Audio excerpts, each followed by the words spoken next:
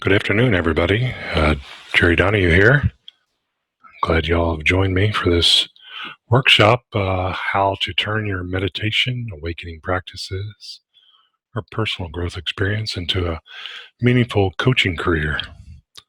We'll be learning to integrate Eastern Enlightenment wisdom with Western depth psychology to a coaching format designed for effortless transformations.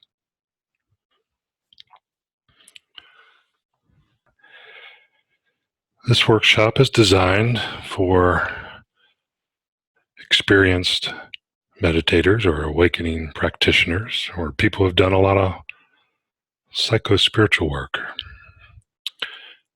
And they want to use their experience to explore coaching others on a very deep level. This workshop's also for transformational coaches, therapists, spiritual teachers, and healers who want to add to their skills in profound ways. For those who don't know me, let me share some information about me that is pertinent to this workshop. About 12 years ago, I was immersed in studying various Eastern Enlightenment traditions, which have been a lifelong passion of mine. I was in between careers and had a lot of time to devote to such profound study. The deeper I studied, the more I became curious about the practicality of the Eastern wisdom. How the practicality it had in everyday life. I just happen to have a practical streak in me. And so I want to make sure that when I'm studying something, that it has value in my everyday life. At the time, I was like, sure, we can sit with consistency and spacious awareness, and in presence with a group of people, or privately in meditation. But the question that I was confronted with is, how can this presence, this spacious awareness, permeate our daily life? After all, life goes on. We have our ups and downs. We get triggered, have stuff come up from the past, etc. So I began to look to psychology and personal growth modalities to see if they could assist in this question. I also had a lifelong passion for depth psychology, so it was natural for me to begin to look at ways psychology and personal growth approaches might assist the Enlightenment approaches. As I was trying to make sense of what the Eastern Enlightenment approaches offered in relation to what the Western depth psychology approaches offered, three burning questions emerged that drove the development of the inner presence inquiry work. As you might know, the Enlightenment approaches talk about transcending the ego, or dropping the sense of self, or realizing the self is illusory. These are considered the definitions of liberation, or the end of suffering, or self-realization. Given these definitions, the first question, the first one of these three burning questions I had was this: how can we deconstruct, transcend, or see as illusory the sense of self or ego if it's partially abiding in the subconscious? I figured you can't deconstruct the beliefs or constructs that comprise the sense of self if you're not aware of them, right? I thought maybe all the information about the subconscious in psychology might be useful. So this first question led to two other important questions when developing the inner presence work. The second question is, how can I use depth psychology within an enlightenment framework without detracting from or diminishing the non-dual enlightenment framework? In other words, if I bring psychology into the enlightenment framework, can it be incorporated in such a way as and still preserve the enlightenment viewpoint?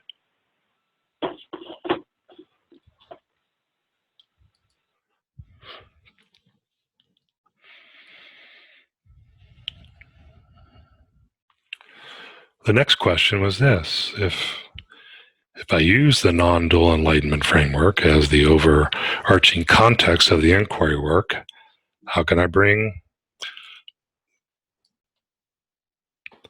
depth psychology work without detracting from or diminishing psychology's effectiveness?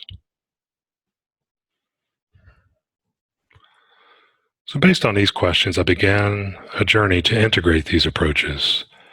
Not just a theoretical integration on paper, but an experiential integration using my own experience and the experience of others I was coaching and teaching in my compassion workshops at the time. So what I'm about to present to you is an exploration of these questions. It is the culmination of the years of my experience in refining, tweaking, and empirically validating a system of inquiry I call the inner presence inquiry.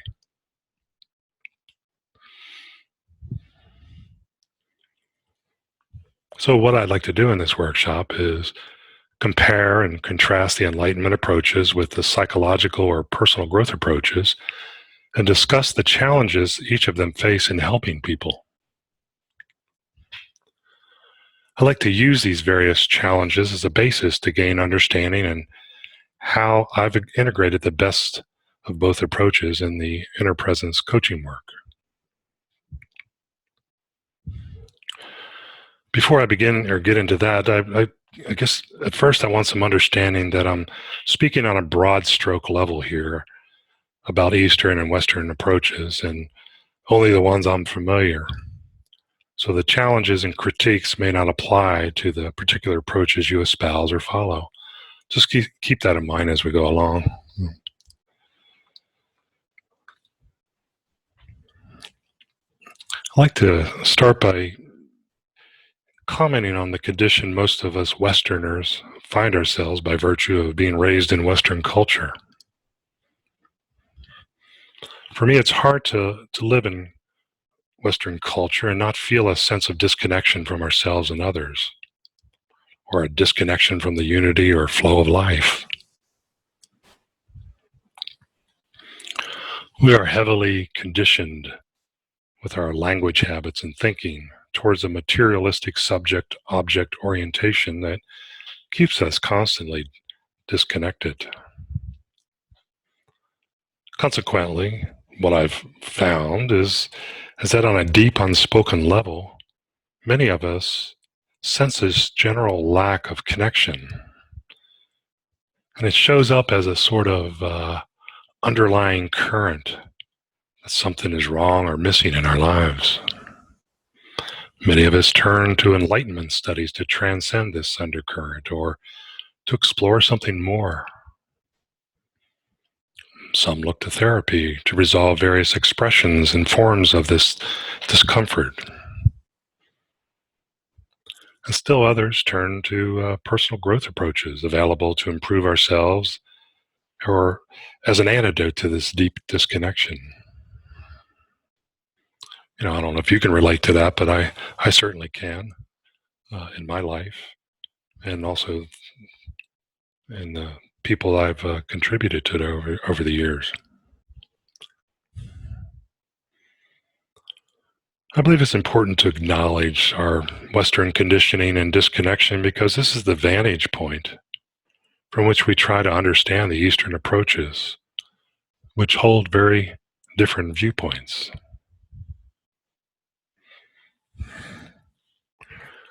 So I like to look at these different viewpoints by sharing my understanding of them and outlining the primary intentions and focus for both the Eastern Enlightenment approaches and the Western psychology or personal growth approaches. First, let's look at the Eastern Enlightenment approaches.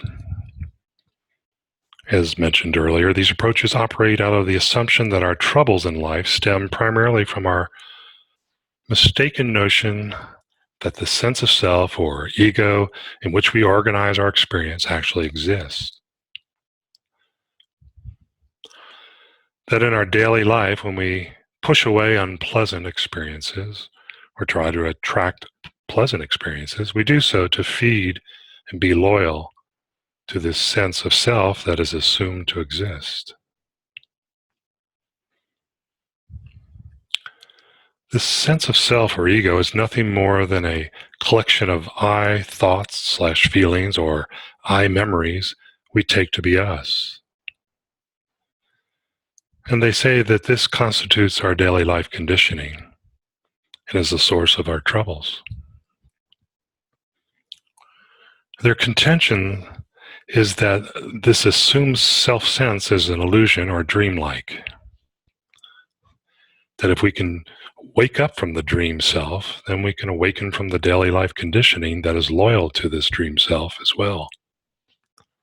Excuse me.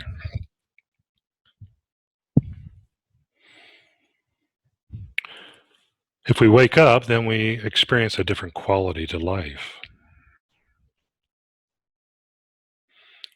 A way to understand that is to recall a time when you're in the midst of a terrifying dream at night and woke up.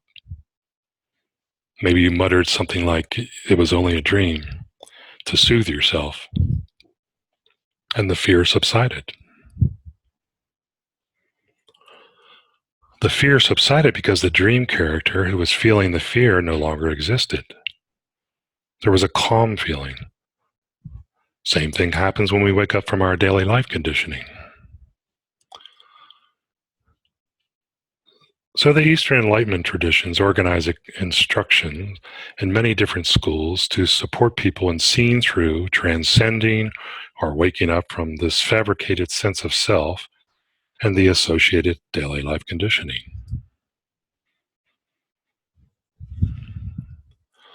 So on the psychological or personal growth side of the fence here, the intention or focus and operating assumptions are a bit different. Most of these approaches don't question the existence and viability of a self, but operate off the assumption that the sense of self is real and needs to be improved or made healthy. They support people in getting rid of whatever negative patterns, behaviors, habits that exist so that a person can enjoy a healthy or improved self. They also support people to attain whatever positive qualities, behaviors, habits they deem to be healthy. In other words, they support and organize experience within the parameters of an explicit or implied ideal self. This ideal self varies from one modality to another.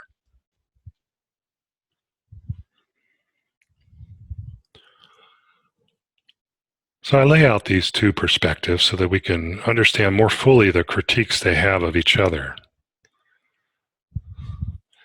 So let's get into these critiques that I've heard over the years that each of these approaches have of each other.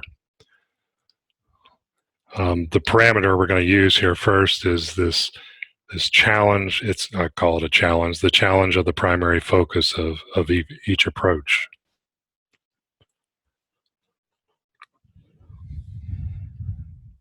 On the Eastern Enlightenment side, some Enlightenment teachers question the value of Western psychology and personal growth work and the awakening process, and often dismiss Western psychology as simply creating more tolerable or pleasant conditioning.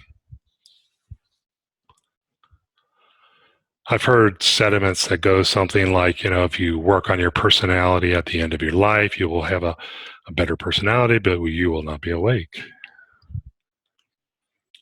Another critique I've heard of the psychological personal growth approaches is that people tend to get lost in the conceptuality of psychological models. The student's focus is turned inwards into endless psychological introspection or processing, and they become entangled. Consequently, they take their eye off the ball of waking up from what they're inspecting and processing. At worst, these Enlightenment approaches see psychological endeavors as futile for waking up. At best, they see psychology as perhaps creating the conditions to put someone in the position to wake up. often expressed as go off and do some psychological work and then come back when you're done and start the awakening practices.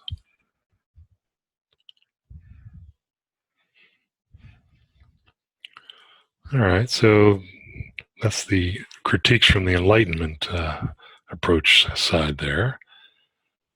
On the psychological/personal growth side of the fence, you have professionals who point out that some of their clients who are engaged in enlightenment practices are often embracing a transcendent state that is disassociated from everyday life.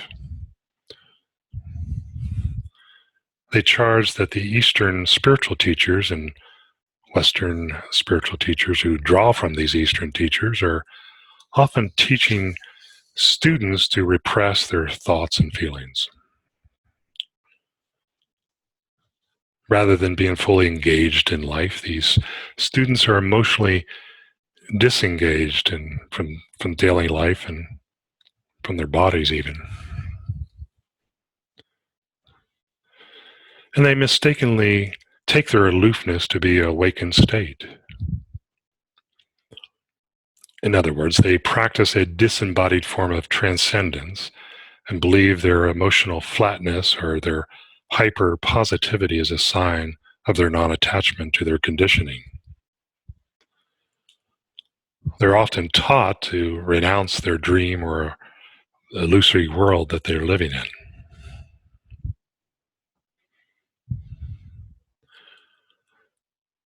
Some say the Eastern teachers don't understand the cultural upbringing differences in Western students, and they lack the expertise to engage Western egos. Others say students misrepresent these Enlightenment teachings. Regardless, psychologists point out how they see an awful lot of emotionally disconnected clients engaged in spiritual enlightenment paths in the name of non-attachment.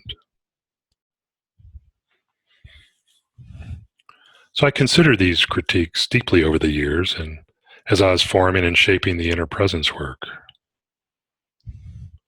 I believe, both perspectives have something valuable to offer each other.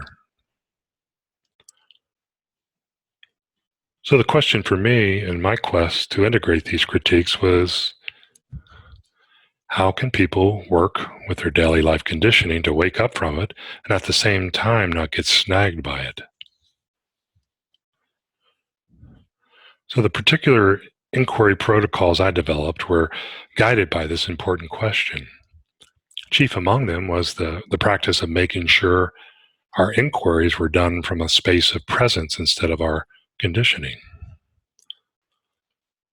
So the primary focus of the inner presence inquiry work is to engage with a high degree of presence in skillful ways, the specific in-the-moment expressions of our sense of self conditioning that organically emerges in an inquiry session as a way to transcend or disidentify with such expressions.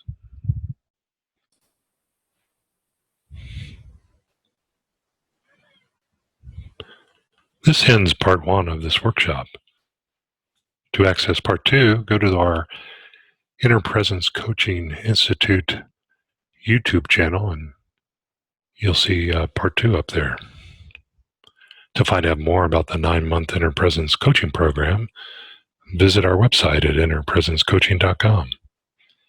For any questions, feel free to email me at jerry@innerpresencecoaching.com. Thank you for listening.